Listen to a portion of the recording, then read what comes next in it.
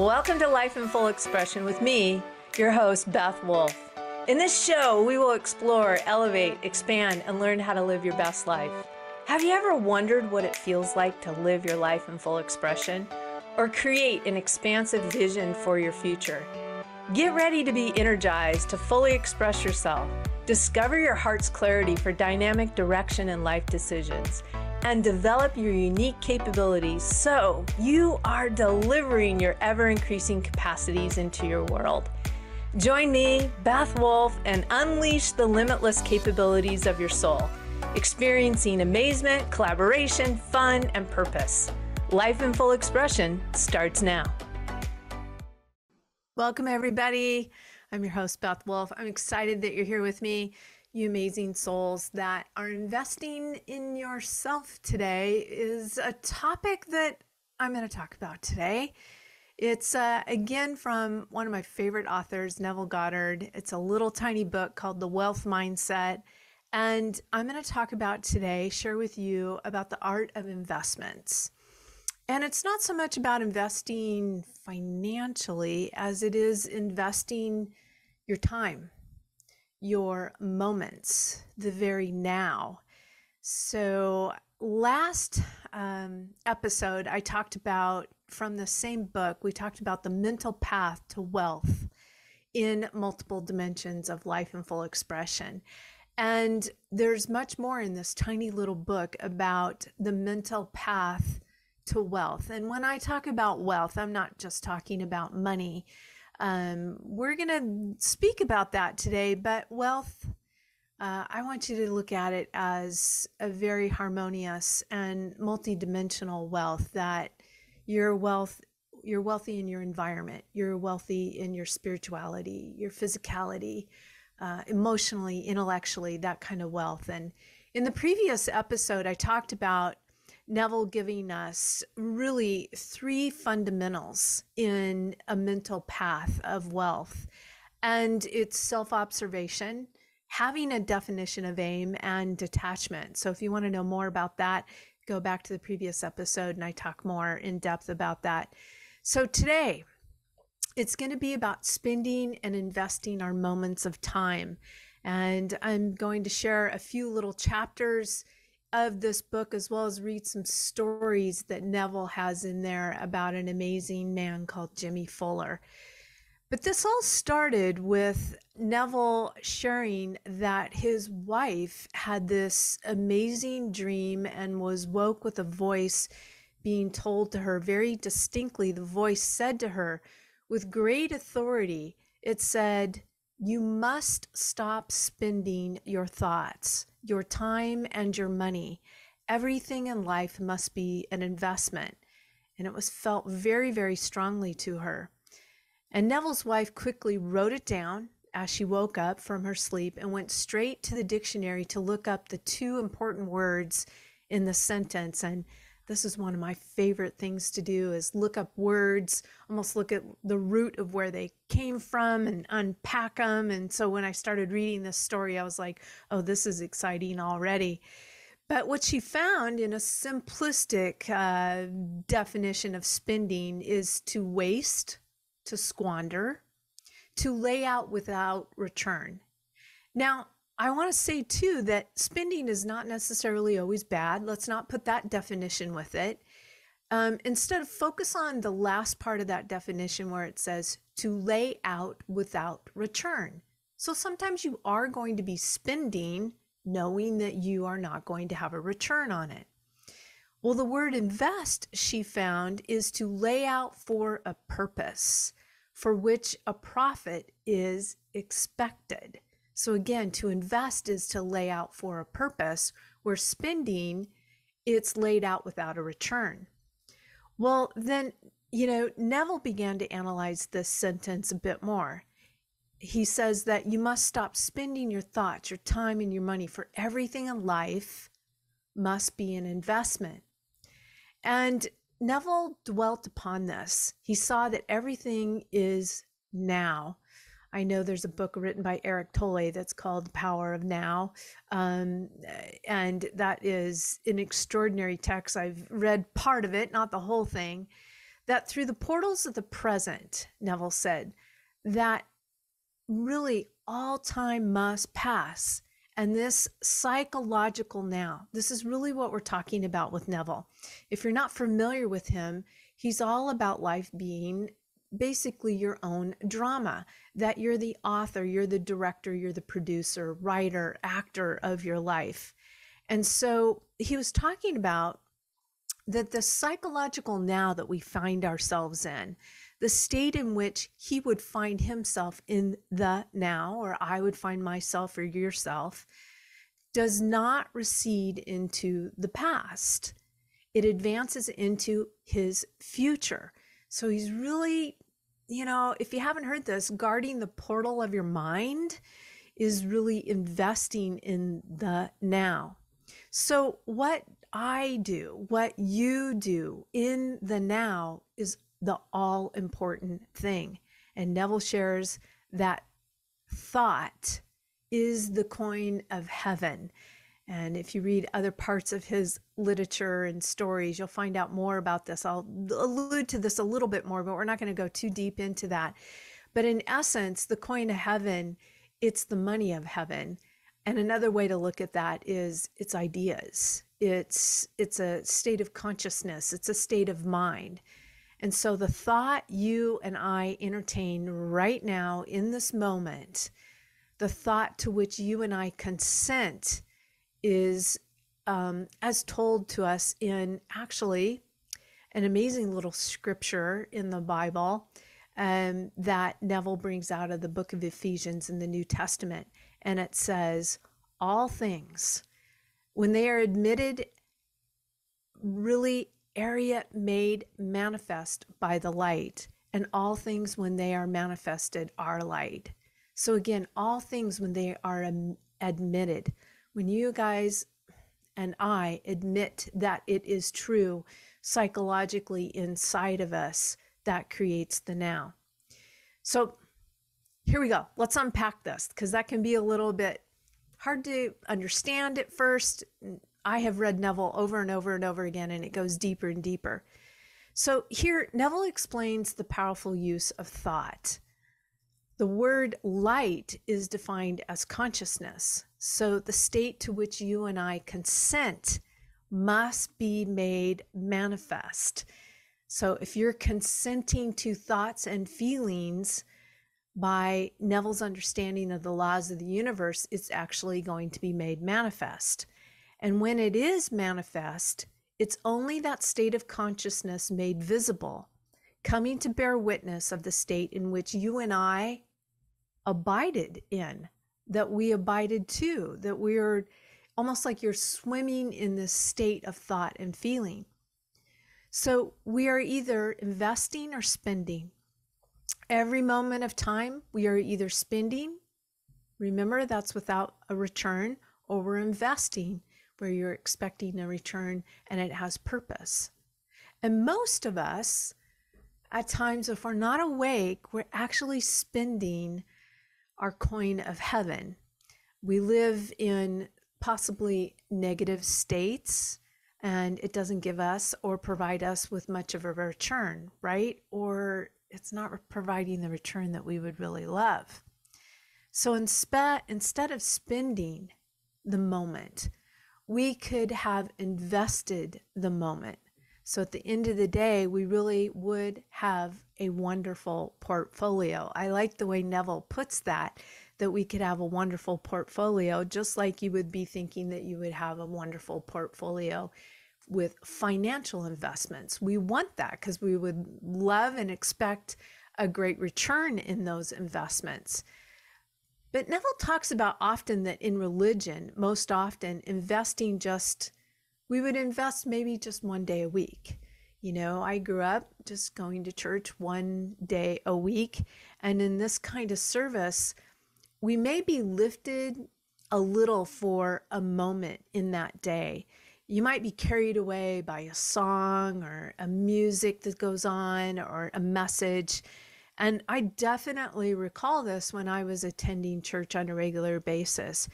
But the rest of the week, you and I might be spending our coins of heaven rather than investing them. And you may know from experience, if you put all your money into one great concern, it may be wonderful and sound, but at the end of a year, the directors may decide to reorganize and pass a dividend, right? If you're familiar with that. And if you and I depend on that dividend check for our daily needs, thought is good, firm, wonderful concern. When they decided to pass it on, then you and I must either, in a financial way, sell some stock or raise or borrow on it if we want to. So Neville goes on to say, every moment of time you and I can have a most marvelous portfolio. Comes down to choice if we want to decide to have a most marvelous portfolio.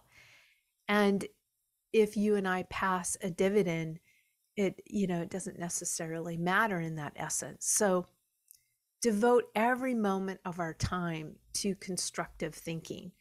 And I chose to move it a little bit more from just positive thinking to constructive thinking. So a little bit of unpacking that word constructive. It means with structure. And we live in a universe that's in structure. And so that's really going to serve us to have thoughts that are creating some kind of structure that you would like a return on and that they have purpose. Neville goes on to say that by not accepting any rumor that doesn't contribute to the fulfillment of your desire, that's constructive thinking. That's investment thinking. No matter what it is, it could be the most obvious fact in the world. If it doesn't contribute to the fulfillment of your dreams, then here's what he's advising us. Don't accept it. Remember, we're talking about what's going on inside of you psychologically. If you do, if we accept something that is negative continually over and over and over again, then according to Neville, now we're spending our thoughts. We're spending the coin of heaven. We're not investing in it. So if not, he's instructing us to actually, by not denying, but by complete indifference, complete non-acceptance, you churn what you wish you could have heard instead of what you heard. You're investing. So let's say you heard something and you're like, oh, I could accept that as true. But instead you go, no, that's not what I want to hear, because that would be spending the coin of my own heaven. And so instead, I'm going to be completely indifferent to it. And that is going to be investing my thoughts. Now, this takes practice. It just, if you're listening to this kind of stuff for the first time, it might be a little bit challenging, but it's a practice, just like any other skill. He goes on to say, it's not the hearing that matters. It's the admitting the truth of it that matters. So you might hear something come to you, but then it's our choice to go, am I going to admit that that is my truth? Am I going to accept it? Am I going to bring it in and I'm just going to let it abide in me, like I'm going to swim around in it? That's when really we kind of get into the drama of things. We might repeat things over and over again.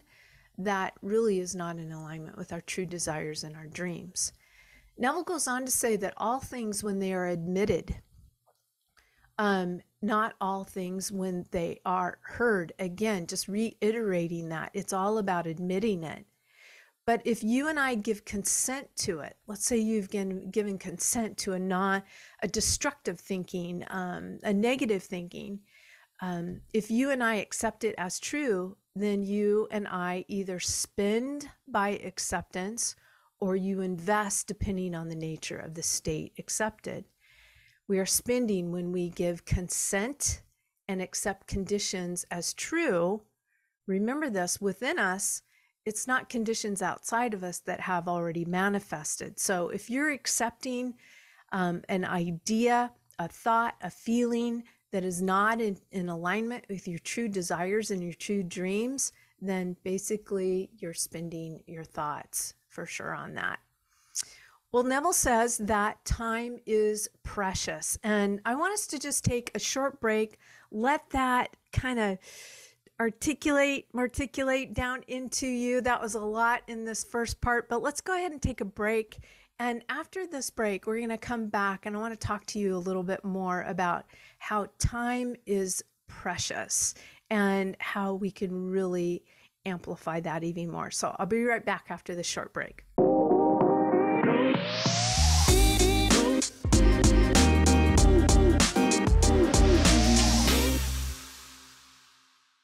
Welcome back, you guys, we're talking about the art of investment. And when I'm really talking about time, I'm your host, Beth Wolfe, with Life in Full Expression.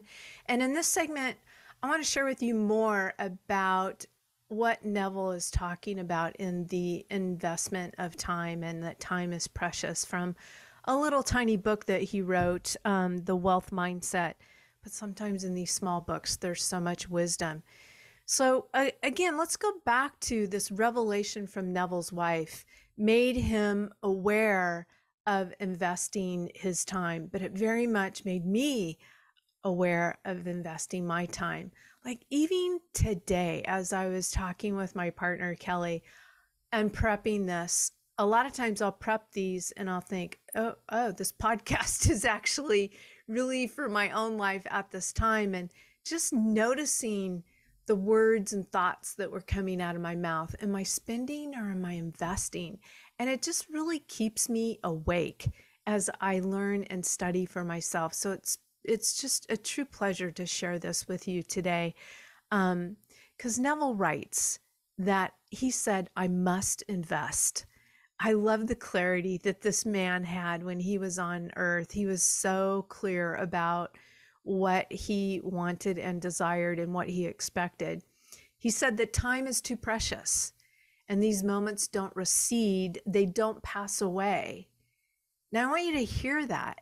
He's sharing these moments don't recede and they don't pass away. Why is he telling us that? Why is he sharing that with us? And let us unpack that a little bit. Because he says they're always advancing into my future to either confront me with a waste or to show me some wonderful return. So that's what's going on with spending or investing our thoughts. They're always advancing into our own future. They're either going to confront you or I with waste, no purpose, no return, or they're going to show us some wonderful return if we're investing them.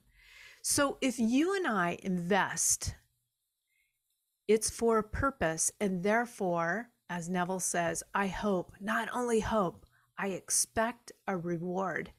Notice what Neville does. He says, I expect a reward. I expect profit on my investment.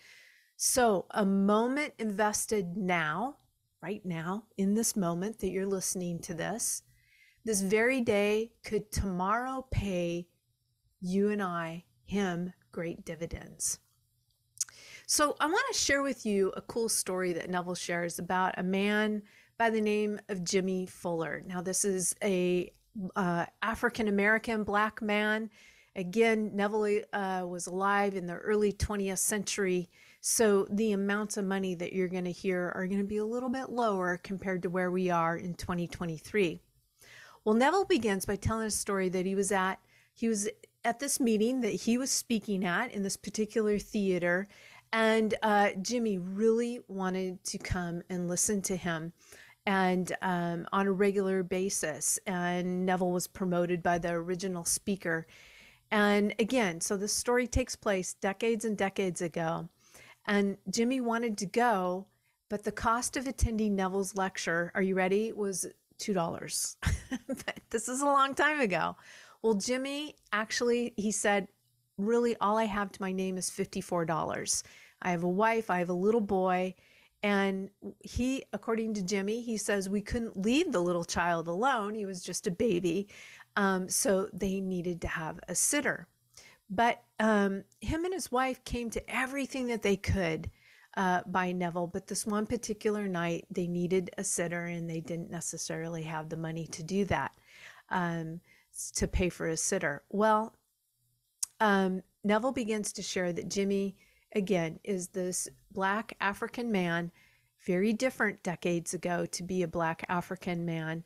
And in this time of history that marks really, Neville writes that Jimmy was marked with the stripes of the world were against him. In other words, it was not necessarily the most profitable time in our American history to be a Black African man, and even before this time. And what Neville was trying to convince him, it was only in his mind. Imagine that. I mean, if you're a Black woman or a Black man listening to this, and you hear that, and Neville's telling you that, or you're like, are you kidding me, Neville? Have you seen the conditions and circumstances that we are going through as Black people in this United States of America? But hang on and listen to this story, because Jimmy Fuller is amazing how he takes Neville's teachings and puts them into work. So he's got this mindset of the stripes that were placed upon him, his acceptance that as restrictions were made to restrictions, there was a lot of restrictions on Black Americans. And if he could only drop it by non-acceptance.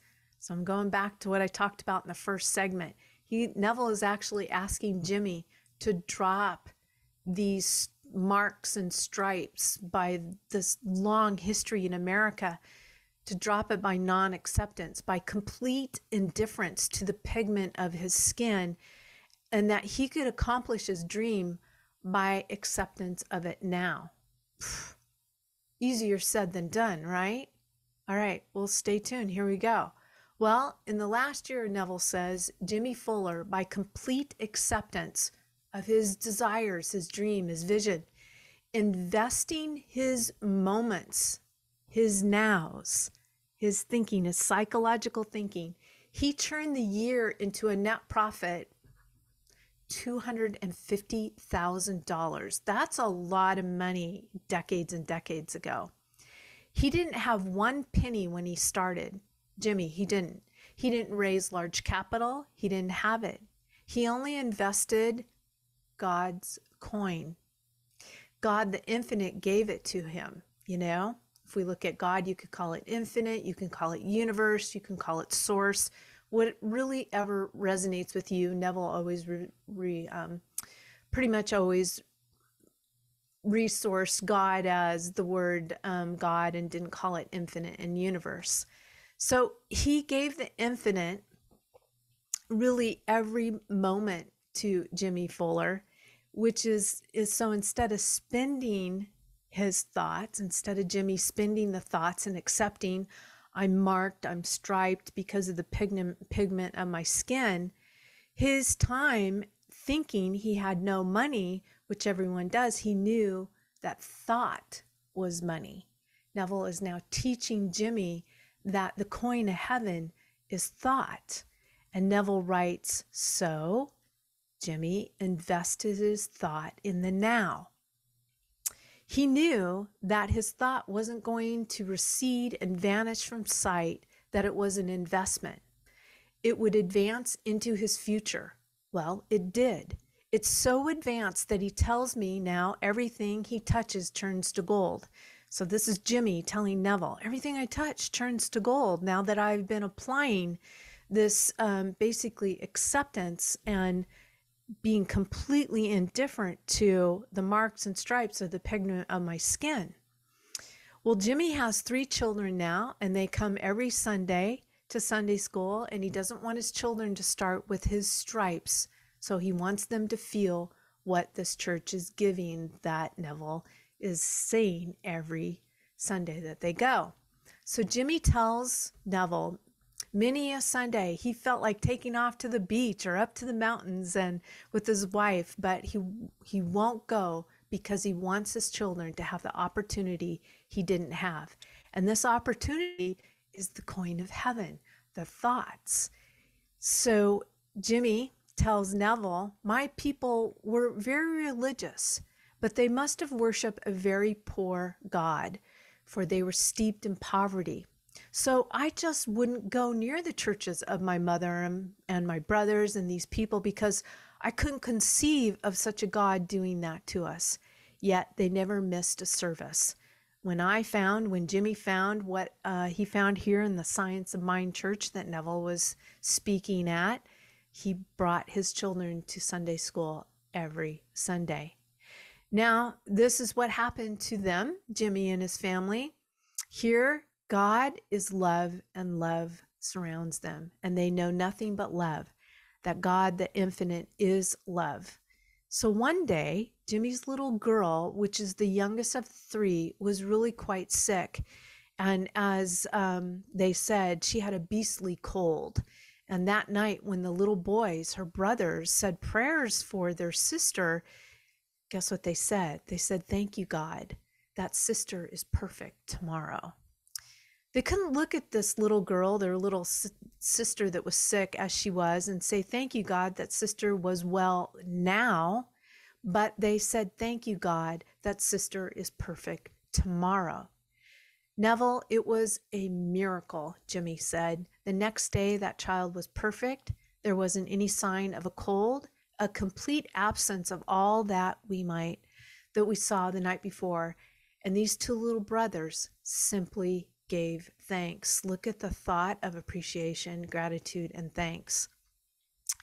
So the other part of Jimmy wanting to give this amazing law of the universe to his sons, one of his little boys wanted to have a watch.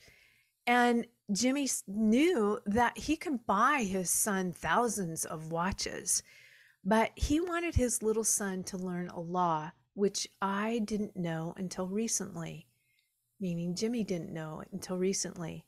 So Jimmy filled his mind with the possession of a watch, and he spoke of the watch as alive, one that ticks, one that's alive, not a toy watch.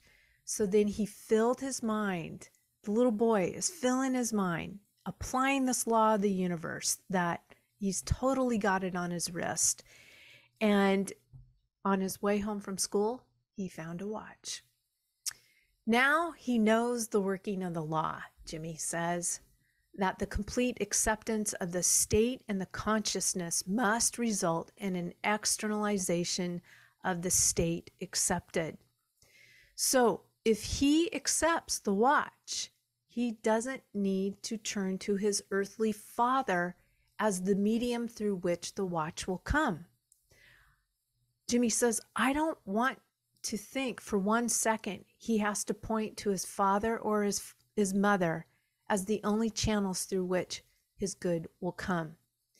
Jimmy wants his son to recognize that the infinite Father and an infinite source, the Father is the source of all, not the earthly Father, but the infinite universe who gave him to him everything that he will accept. So that little boy accepted that law of the universe, that if he kept seeing it as he was already possessing it. See, this work all starts inside of us, not outside of us.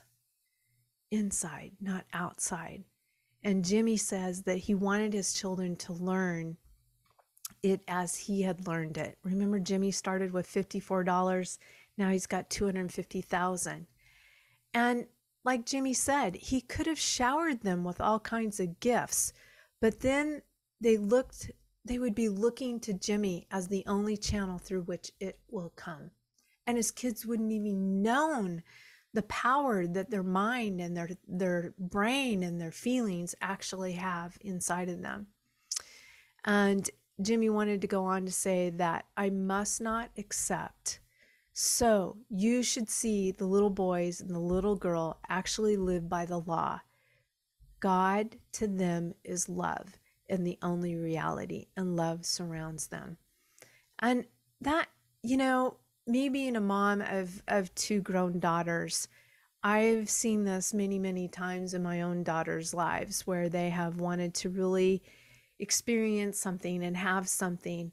And I would give them this aspect of the law of believe that you already have it with you, that it's already in your possession. And opportunities will come into your life the doors will be open in order for you to step through them. And then really, Maddie and Ellie get to learn that they can operate this law and that they can accept and manifest these things for themselves. So that's a great story about Jimmy. There's more stories in that book that Jimmy Fuller did. He actually went on to be an incredible investor in a lot of real estate, and he even sold property to white men at that time, which was really super unusual, but it did happen. So we're going to come back after this next break, and I want to teach you about learning the art of investment. And for everything in our life, there must be an investment. So just to keep practicing this and drilling this in. So let's take another short break. Let that marinate, let you abide in that as well. And I'll be right back after this message.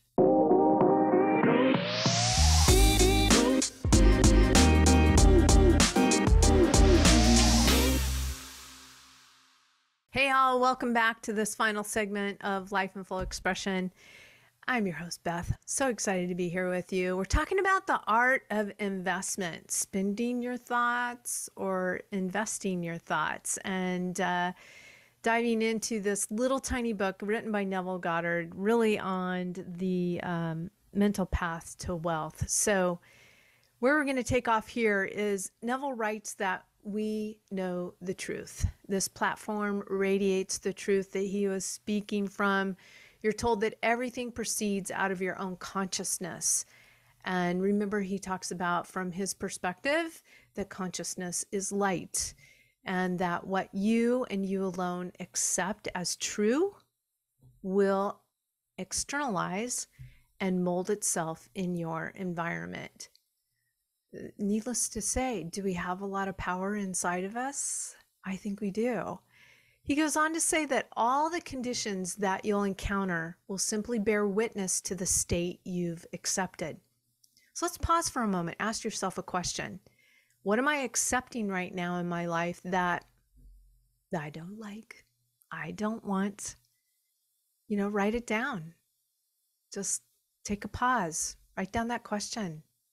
What am I accepting in my life right now that really doesn't truly resonate with who and what I am? Yeah, even pause this video if you're listening to the recording. Neville says that, well, if you don't like what you're encountering, then stop spending and learn the art of investment. For every moment of time is an opportunity to invest, not spend. So maybe on the other side of that piece of paper, write, what would I really love to invest my time in?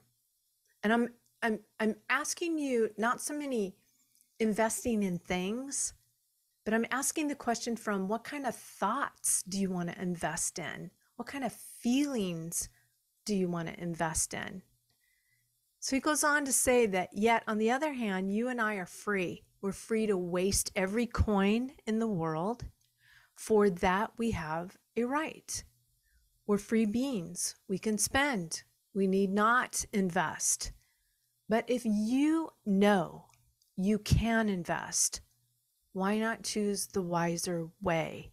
Why not choose constructive thinking rather than destructive thinking? We've told Neville, being a connoisseur of the Bible, quotes out of the 13th chapter of Deuteronomy, which is in the Old Testament. It says this: the commandment I command you this day is not hidden, and it isn't far off. It's near unto thee. It is in thy mouth and in thy heart. Now, I set before you this day life and good, death and evil, blessings and cursings. Choose life, choose blessings.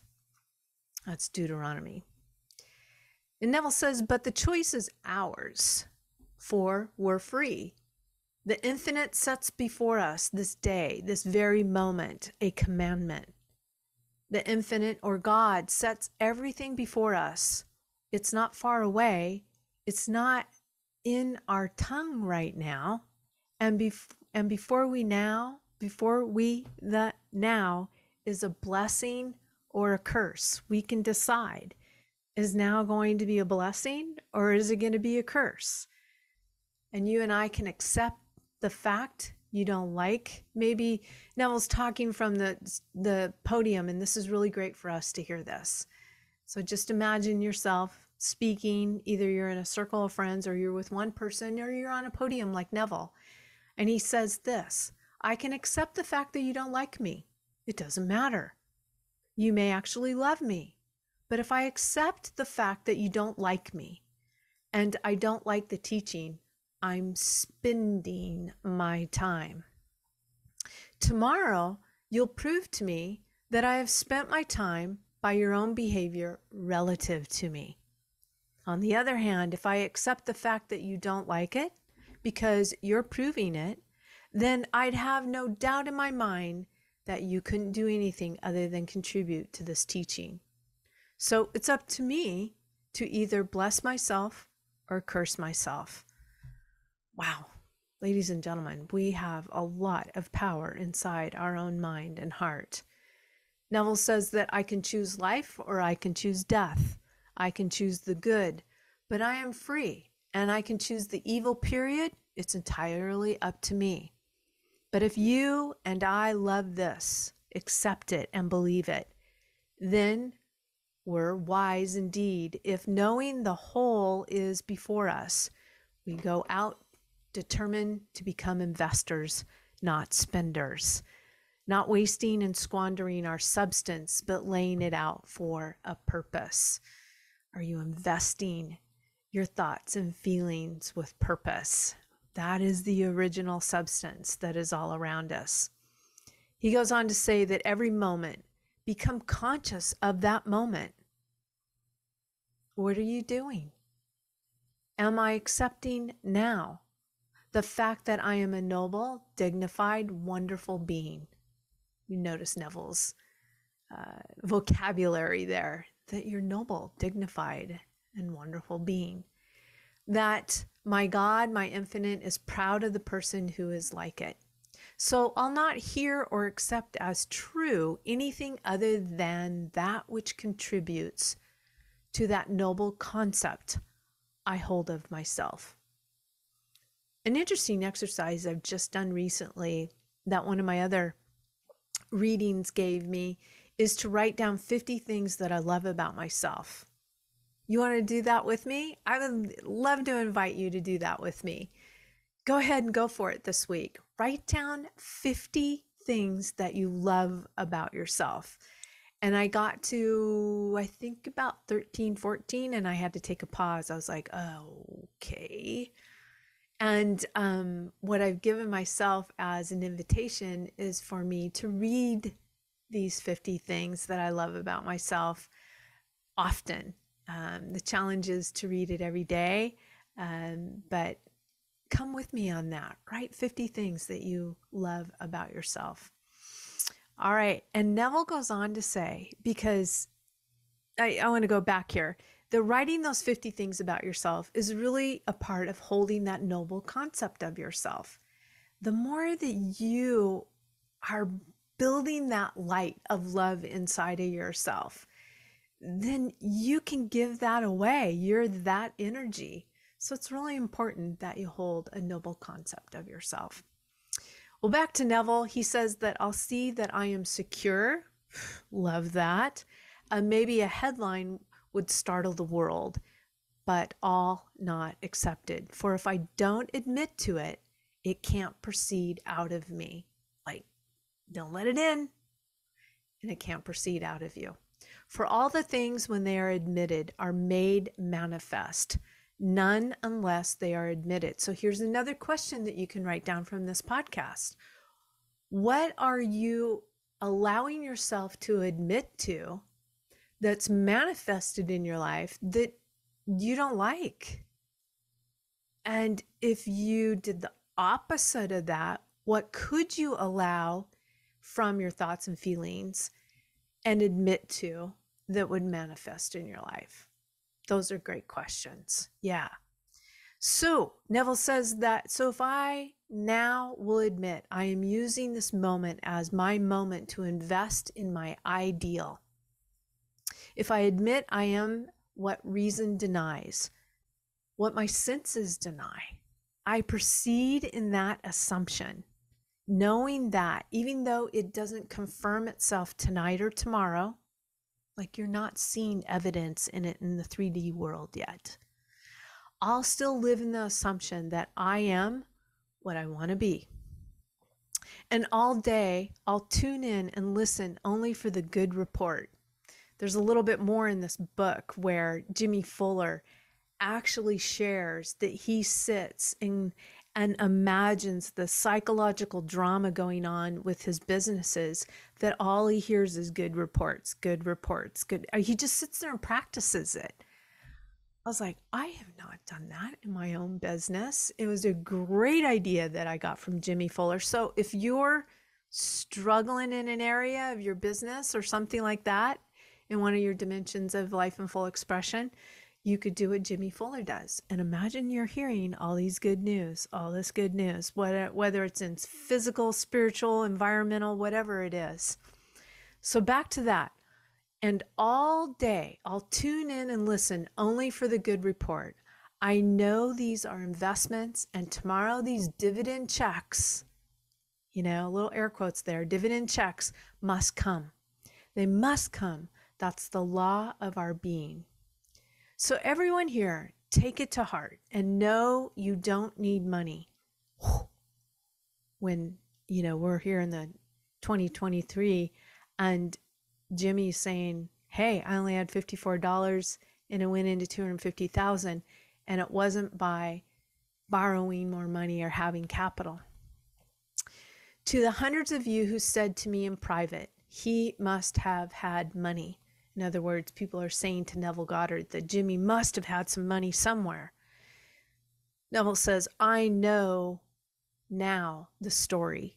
I didn't know it when you boldly claimed that he must have had money, but now I have it from the source. Jimmy Fuller only had $54, and the $54 were spent coming to my meetings, even when he couldn't spend $1 on his sitter. So there it is right there. Jimmy Fuller was making a choice to invest his moments, the coin of heaven thoughts, that actually would change his internal thinking and feeling. So Neville says, so I tell you, he didn't have it, yet he has it today. But you don't need even $54. All you need is time, and you have it. It's now. And all you need is the thought. That's money.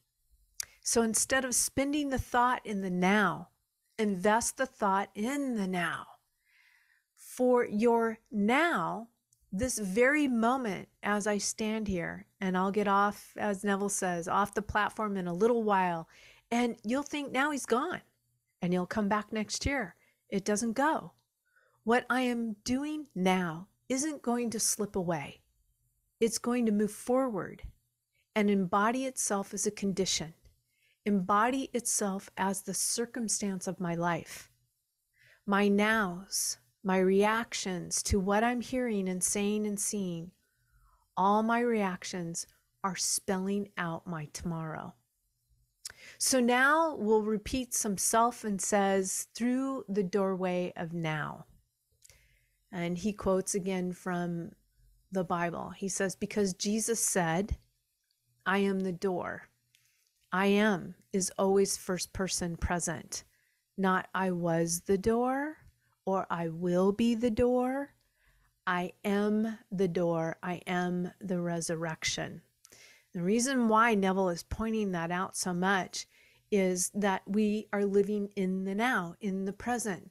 So you're investing your thoughts in the present tense right now. What we are saying about ourselves in this very moment is going to proceed into the future. It's going to proceed into the tomorrows of our lives. And Jesus, in the Old Hebrew, the Old Testament, is the word Yeshua or Yeshua, and it means saving. So anything that is going to save you from your particular condition, circumstance, or situation, you're the door. I'm the door for mine, and you're the door for yours. So you're saying to yourself, I am the door. I am the resurrection. I'm the one that's saving this. It starts first with your thought and feelings. The opportunities come to you, and you step through that door. So again, Neville says, so what I do in the present now isn't going to recede. It's going to advance into my future. For through the door of the present of the now, all time must pass. Don't spend it as passing through the door of the now. Invest it. Every moment of your life. See that it's a positive, constructive, noble moment. I promised you a wonderful, healthy, radiant future if you'll invest the now in such a way. And I want to just finish this podcast now with a quote by Neville. He says that when a person learns the art of thinking, and I'm going to add in there the art of thinking and feeling, from the end in mind, that person is a master of their fate. For they define their end, they formulate an aim in life, and then they feel themselves right into the situation of that end. So again, one of my favorite things from Neville is assume the feeling of the wish fulfilled. And the greatest thing that you can do for yourself today is ask those powerful questions from the end, and powerful answers and solutions will come to you. So remember that you are the door. Invest your moments. Don't just spend them. Go out there, that you have a purpose and expecting a return. And I'll see you in a couple of weeks. Thanks for joining me on Transformation Talk Radio. Have a great day, you guys. Thanks for tuning in to Life in Full Expression with me, Beth Wolfe. Tune in each Monday at noon Pacific Time, 3 p.m. Eastern on TransformationTalkRadio.com. Be your most elevated self and pursue a path of fulfillment, clarity, expansion, fun, and living your best life. If you would like to discover the 7 dimensions of your life blueprint of expression, to fully express yourself, reveal your heart's clarity for dynamic direction, and activate your unique capability, visit BethWolfe.com. That's Beth, WOLFE.com.